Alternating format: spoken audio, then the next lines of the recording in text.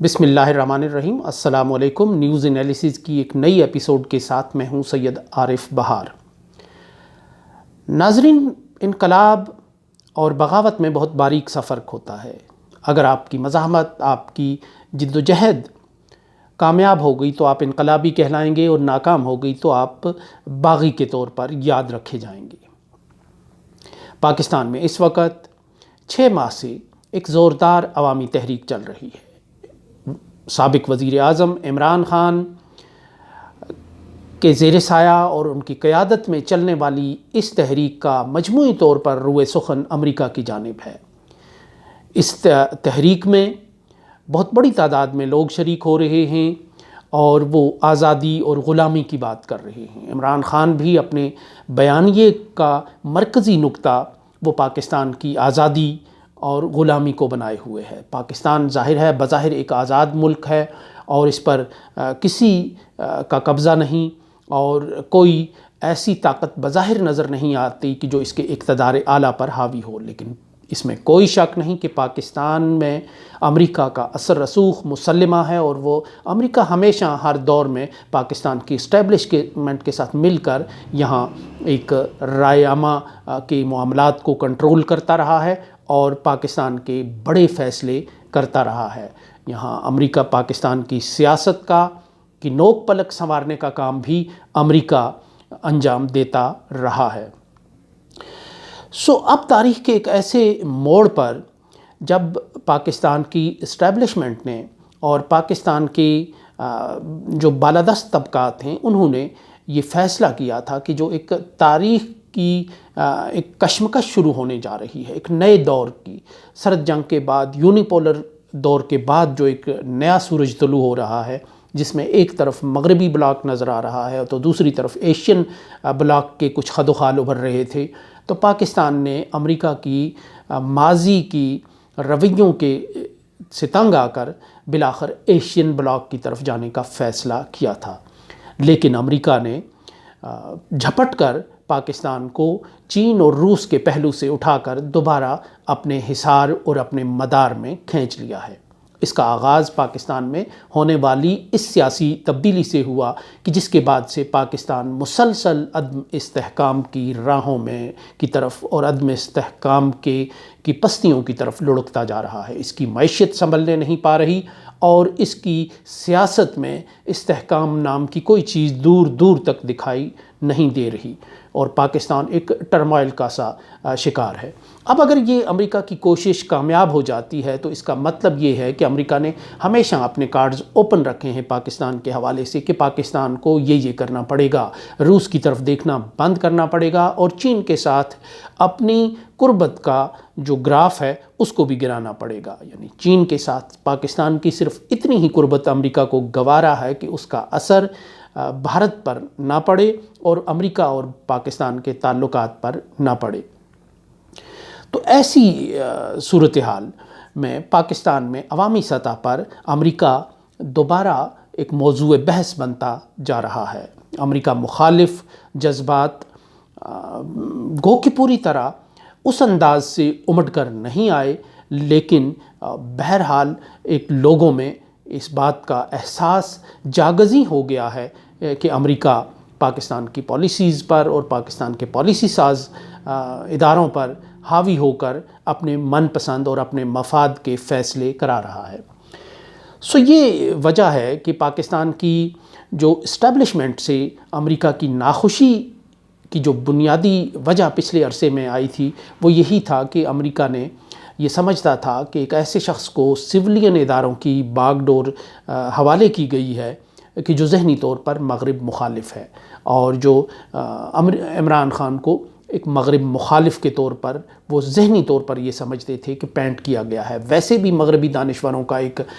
تاثر یہ رہا ہے اور وہ اس کا اظہار کرتے رہے ہیں کہ یہ مسلمان جب 60 کے قریب پہنچتے ہیں، 60 کے پیٹے میں پہنچتے ہیں تو یہ ان کی ذہنی کیفیت بدل جاتی ہے، یہ زیادہ مذہبی ہو جاتے ہیں، زیادہ ان کے بقول جنونی ہو کر رہ جاتے ہیں۔ تو اس لیے یہ ہمیشہ بہت سی چیزوں پر نظر رکھتے ہیں کہ پاکستان میں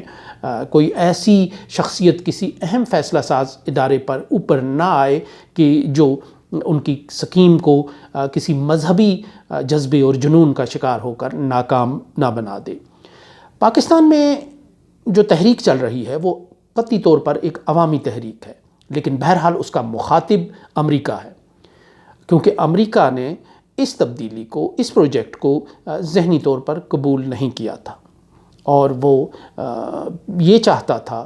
کہ یہ تبدیلی جو ہے اسے دوسرے انداز سے ٹھیک کیا جائے۔ اب پاکستان میں اس وقت جو دو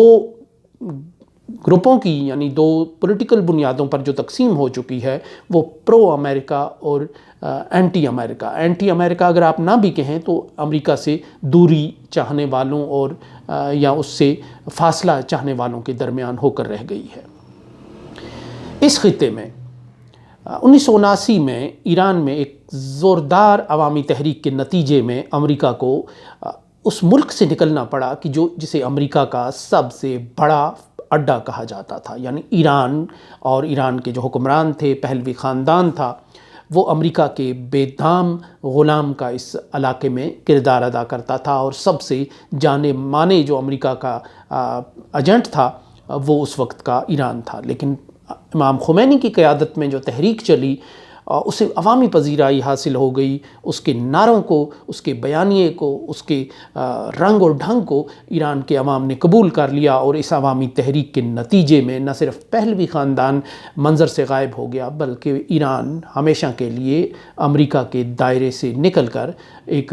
آزاد روی اور آزاد خارجہ پالیسی کی راہ پر گامزن ہو گیا۔ دوسری بار امریکہ کو اسی خطے میں اس وقت نکلنا پڑا کہ جب گزشتہ برس طالبان نے کابل ٹیک اوور کیا، اور جب رات کی تاریکی میں کسی کو بتائے بغیر بگرام ایئر بیس سے امریکہ کے آخری فوجی نے رخت سفر باندھ کر امریکہ کی راہ لی، جو باقی بچے انہیں پاکستان نے فیسیلیٹیٹ کر کے، ریسکیو کر کے امریکہ کی راہ دکھائی۔ یہ جو انقلاب تھا یہ عوامی مزاحمت نہیں تھی، یہ مسلح مزاحمت تھی جو طالبان نے کی، جس میں وہ انہیں بہت سی ریجنل طاقتوں کی حمایت حاصل ہوتی چلی گئی۔ 2012 کے بعد روس بھی طالبان کی تحریک کے لیے ایک ہمدردی کا اور عین ممکن ہے کہ کسی مدد کے ساتھ اپنا کردار نبھاتا ہوا نظر آیا، اور طالبان کی مسلح مزاحمت کو کنٹرول کرنے کے لیے 16 برس تک امریکہ نے پوری قوت صرف کی، لیکن ناکامی کے بعد اسے اپنا عملی طور پر اور اپنی جو حیثیت ہے اس کی، یعنی عملی حیثیت ہے، اپنا وجود جو ہے اسے افغانستان کے پہاڑوں سے نکال کر واپس لے جانا پڑا، اپنی حیثیت، اپنا اثر رسوخ یہاں چھوڑ کر نکلنا پڑا۔ اب تیسرا ملک جو اس وقت پاکستان ہے، وہاں پرامن سیاسی مزاحمت کی تحریک چل رہی ہے، اور اس کا مرکزی نقطہ بھی امریکہ کی بالادستی، امریکہ کا اثر رسوخ ہے۔ یہ تحریک انقلاب بنتی ہے یا بغاوت، اس کے بارے میں ابھی تک کوئی پریڈکشن نہیں کی جا سکتی ہے، کیونکہ ابھی تک عمران خان، اور ایک بات یہاں نوٹ کرنے کی ہے کہ عمران خان اس تحریک میں کمزور نہیں ہیں، وہ ایک مضبوط وکٹ پہ کھڑے ہیں، لیکن بہرحال اس وقت آنکھوں میں آنکھیں ڈالے ہوئے نظر آ رہی ہیں ساری فورسز۔ امریکہ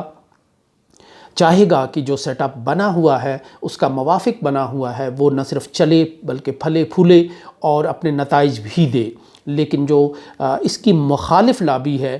جو اتنی کمزور بھی نہیں ہے، وہ چاہے گی کہ عوامی قوت کے ذریعے یہاں کوئی تبدیلی آئے، پہلے تو انتخاب کے ذریعے تبدیلی آئے، اور اگر انتخاب کے ذریعے تبدیلی نہیں آتی تو عمران خان نے گجرانوالہ کے جلسے میں یہ کہا ہے کہ پھر ہمیں چھین کر جو ہے وہ انتخابات حاصل کرنا پڑیں گے۔ اب اس تبدیلی کو امریکہ اور پاکستان کی جو اسٹیبلشمنٹ ہے وہ کس طرح مینیج کرتے ہیں؟ وہ ظاہر ہے با اختیار ہیں، وہ اسٹیٹ ان کے ساتھ ہے اور وسائل ان کے پاس ہیں، وہ اس کو مینیج کر سکتے ہیں، ان کے پاس مینیج کرنے کے بہت سے طریقے ہیں، اور وہ دنیا کے مختلف ملکوں میں اس طرح کی جو ریزسٹنس ہے اس کو مینیج کرتے چلے آئے ہیں۔ لیکن پاکستان میں عوامی قوت کا آتش فشاں اگر پھٹ جاتا ہے تو پھر ہر تدبیر الٹی ہو سکتی ہے اور پھر یہاں ایک انقلاب کی سی کیفیت پیدا ہو سکتی ہے جس کے آثار نظر آ رہے ہیں۔ اب دیکھنا یہ ہے کہ آنے والے دنوں میں پاکستان کی سیاست کا اور یہ بکھرا ہوا اونٹ جو ہے یہ کس کروٹ بیٹھتا ہے۔ اس کے ساتھ ہی اجازت دیجیے، اللہ نگہبان۔